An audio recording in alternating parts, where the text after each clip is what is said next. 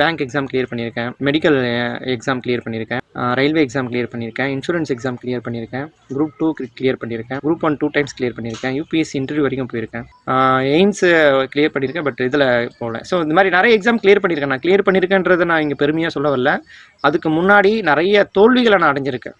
நான் பாஸ் பண்ணது ஒரு 10 எக்ஸாம்னா நான் ஃபெயில் ஆனது ஒரு 100 எக்ஸாம் இருக்கும். அதெல்லாம் ஏன், என்ன ரீசன், நம்ம ஏன் ஃபெயில் ஆகிறோம், நம்ம ஏன் இதை வந்து மார்க் வாங்க முடியல, நம்ம என்னால் ஏன் இதை பண்ண முடியல அப்படின்னு பார்க்குறப்ப வருஷம் கழிச்சு தோணுன ஒரு ஐடியா தான். காம்படிட்டிவ் எக்ஸாமில் நல்ல மார்க் வாங்கணும் அப்படின்னு நீங்கள் நினச்சிங்கன்னா, அப்போ நம்ம ஒரு எக்ஸாமுக்கு வந்து நம்ம ப்ரிப்பேர் பண்ணுறோம் அப்படின்னா நம்ம எப்படி படிக்கணும்? ஷார்ட் டைமில் நீங்கள் பாஸ் பண்ணலாம். யூத் பேப்பரின் இனிய வணக்கம். மறக்காமல் சப்ஸ்கிரைப் பண்ணுங்கள், பக்கத்தில் இருக்க பெல் ஐகானை கிளிக் பண்ணுங்கள். தேங்க்யூ. ஹாய் ஃப்ரெண்ட்ஸ், நிறைய ஆஸ்பிரன்ஸ் இப்போ ப்ரிப்பேர் பண்ணிகிட்டு இருக்கீங்க. நிறைய ஆஸ்பிரன்ஸ் கேட்குற கேள்வி, நான் எப்படி படிக்கணும் அப்படின்னு கேட்குறாங்க. என்னோட சஜஷன் நான் சொல்கிறேன்.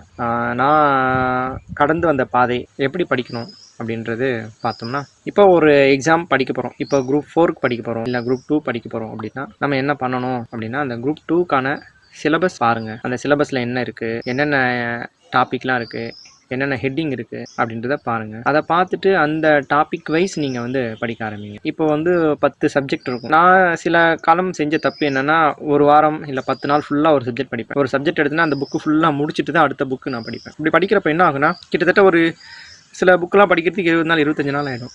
அந்த புக்கு படித்து முடிச்சுட்டு அடுத்து வேறு புக் படிப்பேன். ஹிஸ்ட்ரி முடிச்சுட்டு எக்கனாமிக்ஸ் படிப்பேன். எக்கனாமிக்ஸ் படிக்கிறதுக்கு அடுத்து 1 மாதம் ஆகிடும். 1 மாதம் ஆனதுக்கப்புறம் திருப்பி வேறு சப்ஜெக்ட் படிப்பேன், பாலிட்டி படிப்பேன்.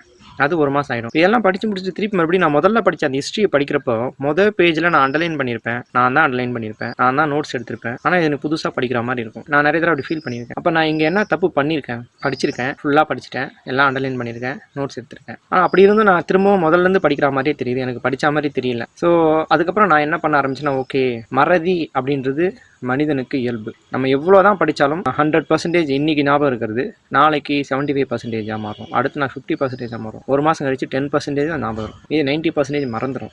அப்போ நம்ம ஒரு எக்ஸாமுக்கு வந்து நம்ம ப்ரிப்பேர் பண்ணுறோம் அப்படின்னா நம்ம எப்படி படிக்கணும் அப்படின்னு பார்க்குறப்ப எனக்கு பல வருஷம் கழித்து தோணுன ஒரு ஐடியா தான் இது. ஒரு சப்ஜெக்டை 3/4 மணி நேரத்துக்கு மேலே படிக்காதீங்க. நம்ம ஸ்கூலில் பீரியட்ஸ் இருக்கும், first period, second period, third period. 40 நிமிஷம் 45 நிமிஷத்துக்கு மேலே ஒரு பீரியட் இருக்காது. அது நேச்சுரலாகவே நம்ம மைண்டுக்கு ஏற்ற மாதிரி தான் வச்சுருக்காங்க. அதே மாதிரி தான் நம்ம படிக்கிறதும். தமிழ் 40 நிமிஷம் படிங்க, அடுத்து 20 நிமிஷம் ஃப்ரீயாக இருங்க, மைண்ட் ரிலாக்ஸ் பண்ணுங்கள், ஜாலியாக இருங்க, என்ன உங்களுக்கு பிடிக்குமோ அதை செய்யுங்க. அடுத்து 20 நிமிஷம் இல்லை, அடுத்து 1 ஹவர் கூட படிங்க. திருப்பி ஒரு 1 ஹவர் கழிச்சு ரெஸ்ட் எடுத்துட்டு திருப்பி இன்னும் ஒரு 40 மினிட்ஸ் படிங்க, வேறு சப்ஜெக்ட் படிங்க, சயின்ஸ் படிங்க. திருப்பி ஒரு 40 மினிட்ஸ் இல்லை 20 மினிட்ஸ், எவ்வளோ நேரம் உங்களுக்கு மைண்டு ஃப்ரெஷ் ஆகுமோ, அடுத்து எப்போ உங்களுக்கு படிக்கணும்னு தோணுதோ அது வரைக்கும் நீங்கள் ஜாலியாக இருங்க, மைண்ட் ரிலாக்ஸ் பண்ணுங்கள். மைண்டுக்கு வந்து நீங்கள் வந்து பேர்டன் கொடுக்க வேணாம். அதுக்கடுத்து திருப்பி வேறு சப்ஜெக்ட் படிங்க, எக்கனாமிக்ஸ் படிக்கலாம், அடுத்து ஒரு 20 மினிட்ஸ் கேப் விடுங்க, அதுக்கடுத்து வேறு சப்ஜெக்ட் படிக்கலாம், ஆப்டிடியூட் போட்டு பார்க்கலாம். இந்த மாதிரி நீங்கள் டெய்லியும் வந்து ஒரு 5 சப்ஜெக்ட் நீங்கள் படிச்சிட்டிங்கனாவே போதும். 5×20 ஒரு 200 நிமிஷம். இந்த மாதிரி நீங்கள் படிச்சிட்டிங்கனாவே போதும். ரொம்ப நீங்கள் வந்து மெனக்கட்டு எல்லாமே படிக்கணும். 24 ஹவர்ஸில் வந்து நான் வந்து 10 ஹவர்ஸ் படித்தேன், ஒரே சப்ஜெக்ட் படித்தேன், என்னை பொறுத்த வரைக்கும் அது வேஸ்ட்டு தான். ஸோ அந்த மாதிரி படிக்கிறது என்றைக்குமே ரொம்ப நாள் ஞாபகத்தில் இருக்காது. நம்ம காம்படிட்டிவ் எக்ஸாமில் நம்ம நல்ல மார்க் வாங்கணும் அப்படின்னு நீங்கள் நினச்சிங்கன்னா ரிப்பீட் பண்ணணும், திரும்ப திரும்ப ரிவிஷன் பண்ணணும். அப்போ நீங்கள் டெய்லியும் எல்லா சப்ஜெக்ட்டும் படிச்சிங்கன்னா, இன்றைக்கும் நான் ஹிஸ்ட்ரி படிப்பேன், நாளைக்கும் நான் ஹிஸ்ட்ரி படிப்பேன், அதுக்கு அடுத்த நாள் ஹிஸ்ட்ரி படிப்பேன், அதுக்கு அடுத்த நாள் ஹிஸ்ட்ரி படிப்பேன். டெய்லி ஹிஸ்ட்ரி படிக்கிறப்ப, டெய்லி எல்லா சப்ஜெக்ட்டும் இந்த மாதிரி படிக்கிறப்ப அந்த சப்ஜெக்டில் டச் இருந்துகிட்டே இருக்கும். நம்ம ஏதோ டவுட் வரும், பின்னாடி படிக்கிறப்ப முன்னாடி திரும்பி பார்ப்போம். ஸோ இந்த மாதிரி பார்க்குறப்ப டெய்லி அந்த சப்ஜெக்ட் டச் இருந்துகிட்டே இருக்கும். கண்டினியூஸாக ஒரு 6 மாதம், மினிமம் 6 மாதம் இந்த மாதிரி டெய்லி டச் இருந்தாவே அதுக்கப்புறம் அது ஒரு கட்டத்தில் நமக்கு என்றைக்குமே மறக்காது. அது லைஃப் லாங் நம்ம ஞாபகத்தில், அட்லீஸ்ட் ஞாபகத்தில் இருக்கும். ஒரு 60% இல்லை 70% எப்போவுமே ஞாபகத்தில் இருக்கிற மாதிரி இருக்கும். ஒரு 30% இல்லை 40% தான் நமக்கு மறக்கும். அது நாங்கள் எப்போவுமே நம்ம ரிவிஷன் பண்ணுறப்ப அதுவும் நம்மளுக்கு ஞாபகம் வந்துடும். ஸோ இந்த மாதிரி படிக்கணும். நீங்கள் படிக்கிறப்ப டெய்லியுமே கிட்டத்தட்ட மேக்ஸிமம் எவ்வளோ சப்ஜெக்ட் நீங்கள் கவர் பண்ண முடியுமோ அவ்வளோ சப்ஜெக்ட் நீங்கள் படிங்க. ஒரு சப்ஜெக்ட்டுக்கும் கம்மியான டைம் எடுத்துங்க. 40 மினிட்ஸ் மேலே ஒரு சப்ஜெக்ட் படிக்காதீங்க. அப்போ தான் நம்மளுக்கு இன்ட்ரெஸ்ட்டாகவும் இருக்கும், போர் அடிக்காது, என்னடா அப்படி படிச்சுட்டே இருக்குமே அப்படின்ற ஒரு இதுவும் வராது. ஸோ ஃப்ரீயாக படிக்கணும், ஜாலியாக படிக்கணும், ஆனால் தொடர்ந்து படிக்கணும், தொடர்ந்து ஜாலியாகவும் இருக்கணும், மைண்டு ஃப்ரீயாக இருக்கணும். ஸோ இந்த மாதிரி நீங்கள் வந்து படிச்சிங்கன்னா அந்த மறதின்றது வரவே வராது. எக்ஸாமில் எப்போ நம்ம கேள்வி கேட்டாலும், எப்போ நம்ம எக்ஸாம் எழுதணும் நல்ல மார்க் வாங்கலாம். ஸ்ட்ரெஸ்ஸில் படிக்கிறாங்க. ஒரு இளைஞர் ஒரு 3 மணி நேரம் தொடர்ந்து ஒரு சப்ஜெக்ட் படிக்கிறாங்கன்னா உண்மையிலேயே ஒரு மைண்டில் ஏறுறது அரை மணி நேரம் தான் ஏறும். மீதி 2.5 மணி நேரம் ஏதோ ஒரு திங்கிங் இருக்கும், எதையோ நினச்சி படிச்சுட்டு இருப்பாங்க. ஒன்லி புக்கு, கண்ணு வந்து புக்கை பார்த்துட்டு இருக்கோம், ஆனால் வேறு எதுவும் மைண்ட் இருக்கும். 3 மணி நேரம் உட்காந்து என்ன பிரயோஜனம்? வேஸ்ட்டு. இதே 40 நிமிஷம் ஒருத்தர் உட்காந்து வெறும் 4 பேஜ் தான் படித்தா அது 4 பேஜில் இருக்கிறது மைண்டில் இருக்கும். திருப்பி அடுத்த நாள் வேறு அதே சப்ஜெக்டை படிக்கிறப்ப அடுத்த 4 பேஜ் படிக்கிறப்ப அட்லீஸ்ட் முன்னாடி இருக்க 4 பேஜ் திருப்பி பார்ப்பாங்க, டவுட் வரும், ஏதோ ஒன்று பார்ப்பாங்க. ஸோ ரிவிஷன் பண்ணுவாங்க. ஸோ இந்த மாதிரி எல்லா சப்ஜெக்ட்டுமே ஈக்குவல் இம்பார்ட்டன்ட் கொடுத்து ஈக்குவல் டைம் கொடுத்து ஜாலியாக ரிலாக்ஸாக படிச்சிங்கன்னா நிச்சயமாக உங்களால் அந்த சப்ஜெக்டில் மறக்காமல் எந்த கேள்வி கேட்டாலும் மேக்ஸிமம் மார்க் வாங்க முடியும். இதுதான் வித்தியாசம். நிறைய பேர் பண்ணுற தப்பு இதுதான். நான் பண்ண தப்பு இதுதான். நானும் முதல்ல சில வருஷங்கள் இந்த மாதிரி நான் தப்பு பண்ணேன். நான் வந்து பேங்க் எக்ஸாம் கிளியர் பண்ணியிருக்கேன், மெடிக்கல் எக்ஸாம் கிளியர் பண்ணியிருக்கேன், ரயில்வே எக்ஸாம் கிளியர் பண்ணியிருக்கேன், இன்சூரன்ஸ் எக்ஸாம் கிளியர் பண்ணியிருக்கேன், குரூப் 2 கிளியர் பண்ணியிருக்கேன், குரூப் 1 2 டைம்ஸ் கிளியர் பண்ணியிருக்கேன், யூபிஎஸ்சி இன்டர்வியூ வரைக்கும் போயிருக்கேன். ஸோ இதெல்லாம் வந்து பார்க்குறப்ப இந்த எக்ஸ்பீரியன்ஸில் நான் வந்து உங்களுக்கு நான் சொல்கிறேன். இது என்னோட அனுபவம் தான், சஜஷன் தான். நீங்கள் உங்களுக்கு ஒவ்வொருத்தருக்கும் ஒரு இண்டிவிஜுவல் திறமை இருக்கும். ஸோ அதை நீங்கள் ஃபாலோ பண்ணிக்கங்க. பட் ஆனால் இது பேசிக்கான விஷயம். மறதி இல்லாமல் ஒரு விஷயத்தை பண்ணணும், திரும்ப திரும்ப பண்ணணும்னாவே நம்ம மைண்டில் ஆட்டோமேட்டிக்காக ஏறிடும். நான் ஒரு மாதம் ஃபுல்லாக இல்லை ஒரு வாரம் ஃபுல்லாக ஒரு சப்ஜெக்ட் படிச்சுட்டு திருப்பி நான் 6 மாதம் கழிச்சு அந்த சப்ஜெக்ட் படிக்கிறதால எந்த யூஸுமே கிடையாது. நம்மளுக்கு திரும்பவும் மறுபடியும் புதுசாக படிக்கிற மாதிரி தான் இருக்கும். ஸோ அந்த மறதியை வந்து போக்குறதுக்கான ஒரு சரியான முறை இது இல்லை.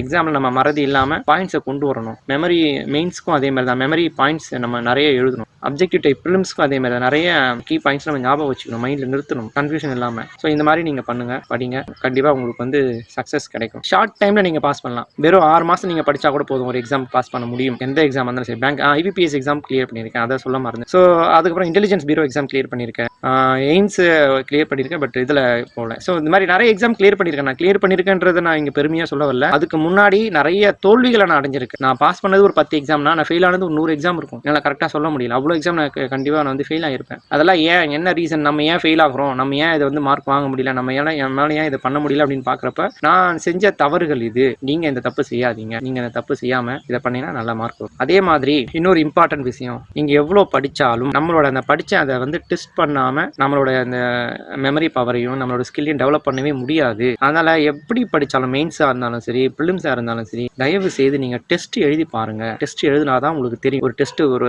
சென்டரில் போய் நீங்கள் ஒரு 100 பேர் டெஸ்ட் எழுதுறீங்கன்னா அந்த 100 பேரில் நம்ம எத்தனாவது ஆளாக இருக்கும், நம்ம 30வது ஆளாக வருமா, 3வது ஆளாக வருமா, இல்லை 90வது ஆளாக இருக்குமா அப்படின்றத பாருங்கள். அந்த இடத்துக்குள்ள நம்ம முன்னாடி வர ட்ரை பண்ணி பாருங்கள். ஸோ நம்ம இவ்வளோ லெவலில் தான் நம்ம படிக்கிறோம், இப்போ இன்னும் நம்ம படிக்கணும், நம்மளோட இவ்வளோ பேர் படிக்கிறாங்க. இந்த காம்படிட்டிவ் எக்ஸாம்ன்றது பார்த்தீங்கன்னா ரொம்ப போட்டிகள் நிறைந்தது. நம்ம சுற்றி இருக்க சமூகம் சில நேரங்களில் பொறாமைகள் இருந்ததாகவும் இருக்கும். ஸோ நம்மளை சுற்றி அம்புகள் விட்டுக்கிட்டே இருப்பாங்க. என்ன எவ்வளோ நேரமா நீ படிச்சுட்டு இருக்க, என்ன தண்ணியெல்லாம் படிச்சு கிரிக்க போகிற, என்ன தண்ணியெல்லாம் படிச்சு இது பண்ண போகிறேன்னு சொல்லிட்டு நம்மளை சுற்றி அம்பு விட்டுக்கிட்டே இருப்பாங்க. ஆனால் நம்ம அது ஒவ்வொன்றுத்துக்கும் ரெஸ்பான்ஸ் பண்ணி அந்த தொலைத்த அம்புகள் நம்ம மேலே இருக்க அந்த காயத்தை பார்த்து நம்மளே ஒரு கட்டத்தில் என்னடா இது நம்மளால் முடியாது அப்படின்ற மாதிரியான நீங்கள் ஒரு கட்டாயத்துக்கு பின்னாடி போயிடுவீங்க. அதெல்லாம் ஒரி பண்ணாதீங்க. அம்பு விடுற மாதிரி இருந்தால் விலைக்கு போயிடுங்க. அவங்கள கண்டுக்காதீங்க. முதல்ல நீங்கள் தள்ளி நில்லுங்க, விலைக்கு போங்க. அதையும் தாண்டி சில அம்புகள் நம்ம மேலே போட தூக்கி எறிஞ்சிட்டு நீங்கள் நினைச்ச பாதையை கடந்து போய்கிட்டே இருங்க. நீங்க ரெஸ்பான்ஸ் பண்ணாதீங்க. உங்களை சுத்தி இருக்கவங்களுக்கு, உங்களை அதாவது வந்து குறைய சொல்லி காமிக்கிறவங்களுக்கு, உங்களை முடியாதுன்னு சொல்லிட்டு உங்களை வந்து நம்ம மனசுக்குள்ளேயே வந்து நம்மளால முடியாது அப்படின்ற எண்ணத்தை தோற்றுவிக்கிறவங்களுக்கு முன்னாடி நீங்க வந்து காமிக்கணும்னா அவங்க சொல்றதை கேட்காதீங்க. தயவுசெய்து உங்களோட பாதையை நோக்கி நீங்க தொடர்ந்து போய்கிட்டே இருங்க. நிச்சயமா அந்த அவங்க எல்லாமே ஒரு நாள் வந்து